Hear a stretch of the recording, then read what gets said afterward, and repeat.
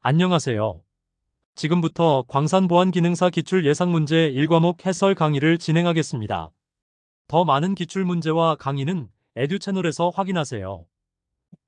첫 번째 문제는 지구의 내부 구조에 관한 문제입니다. 지구의 내부 구조 중 가장 바깥쪽에 위치한 층은 무엇인가요? 정답은 4번 지각입니다. 지각은 지구의 가장 바깥층으로 우리가 살고 있는 표면을 포함하며 대륙과 해양 바닥을 구성합니다. 지각은 지구의 내부 구조 중 가장 얇은 층이지만 광산 개발에서 가장 중요한 층입니다. 멘틀은 지각 아래에 있고 외핵과 내핵은 더 깊은 곳에 위치합니다. 광산 작업은 주로 이 지각층에서 이루어지므로 지각의 특성을 잘 이해하는 것이 중요합니다. 두 번째 문제는 광물의 경도 측정에 관한 문제입니다. 광물을 분류할 때 사용되는 기준 중 하드니스, 즉 경도를 측정하는 척도는 무엇인가요? 정답은 1번 모스경도 척도입니다. 모스경도 척도는 광물의 경도를 비교하기 위해 사용되는 척도로 1부터 10까지의 숫자로 광물의 경도를 분류합니다. 1은 가장 연한 광물이고 10은 가장 단단한 광물입니다. 리히터 규모는 지진의 강도를 측정하고 브리넬 경도 척도는 금속의 경도를 측정하며 스트레스 지수는 응력을 나타내는 지표입니다. 광산에서 광물을 식별할 때 모스경도 척도를 자주 사용합니다. 세 번째 문제는 광상의 형태에 관한 문제입니다. 광산에서 발견되는 광상의 형태 중 광물이 기존 암석의 균열이나 공간을 따라 채워진 형태를 무엇이라 하나요? 정답은 2번 정맥 또는 맥상 광상입니다. 정맥 광상은 광물이 암석의 균열이나 공간을 따라 채워져 형성된 광상을 말합니다. 이런 형태의 광상은 균열을 따라 광물이 침전되어 형성되므로 광물의 집중도가 높아 경제적 가치가 큰 경우가 많습니다. 열계 광상, 층상 광상, 접촉 변질 광상은 각각 다른 형성 과정을 거쳐 만들어지는 광상들입니다. 정맥 광상은 금, 은, 구리 등의 금속 광물에서 자주 발견됩니다. 네 번째 문제는 시료 채취 방법에 관한 문제입니다. 광상 조사 시 시료 채취 방법 중 가장 기본적인 방법으로 간주되는 것은 무엇인가요? 정답은 3번 핸드피킹입니다. 핸드피킹은 가장 기본적이고 전통적인 시료 채취 방법 중 하나로 광물이나 암석을 직접 손으로 선택하여 채취하는 방식입니다. 이 방법은 특히 시각적으로 구별 가능한 광물이나 암석을 대상으로 할 때 유용합니다. 드릴링은 깊은 곳에 시료를 채취할 때, 트렌치 채굴은 넓은 지역을 조사할 때, 원격 감지는 접근이 어려운 곳을 조사할 때 사용합니다. 다섯 번째 문제는 광량 측정 기기에 관한 문제입니다. 광량 측정에 사용되는 기기는 무엇인가요? 정답은 3번 전자저울입니다. 광량 측정에는 주로 전자저울이 사용됩니다. 이는 광물의 무게를 정확하게 측정하여 광량을 평가하는 데 필요한 기기입니다. 자이로 컴파스는 방향을 측정하고 측량기는 거리와 각도를 측정하며 코어 드릴은 시추 작업에 사용됩니다. 전자저울은 정밀한 무게 측정이 가능하여 광물의 품위와 매장량을 정확히 평가하는 데 필수적인 장비입니다. 여섯 번째 문제는 객행 방법에 관한 문제입니다.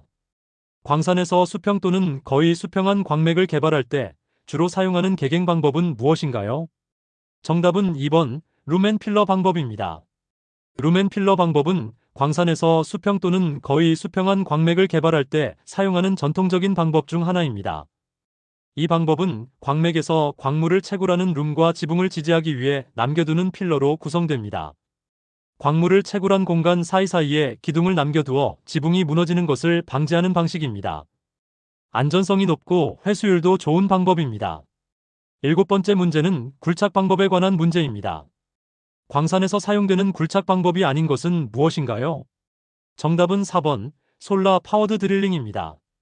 솔라 파워드 드릴링은 광산 굴착에 사용되는 전통적인 방법이 아닙니다. 이는 태양 에너지를 이용한 드릴링 방식을 의미하지만 광산 굴착에는 주로 기계적인 힘과 폭발물을 이용한 방법이 사용됩니다. 드릴 앤 블라스트 방법, 컨티뉴어스 마이닝 방법, 롱홀 방법은 모두 실제 광산에서 사용되는 굴착 방법들입니다. 여덟 번째 문제는 지하 채광 작업에 관한 문제입니다. 지하에서의 채광 작업 중 암석이나 광물을 파내는 방법으로 가장 적합하지 않은 것은 무엇인가요? 정답은 3번 오픈피트 채광입니다. 오픈피트 채광은 지표면에서 광물을 채취하는 방법으로 지하 채광법에 속하지 않습니다. 지하 채광법은 지하의 광물을 안전하게 추출하기 위한 다양한 기술과 방법을 포함합니다. 컷 앤드 필 방식, 룸 앤 필러 방식, 스토프 앤 필 방식은 모두 지하에서 사용되는 채광 방법들입니다.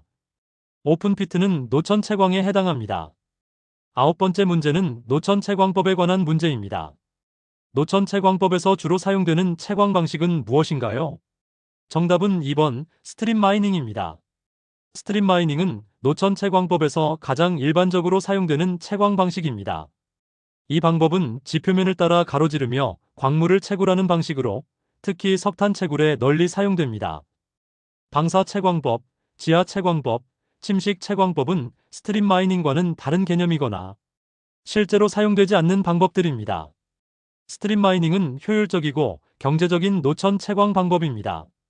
10번째 문제는 지압요법에 관한 문제입니다.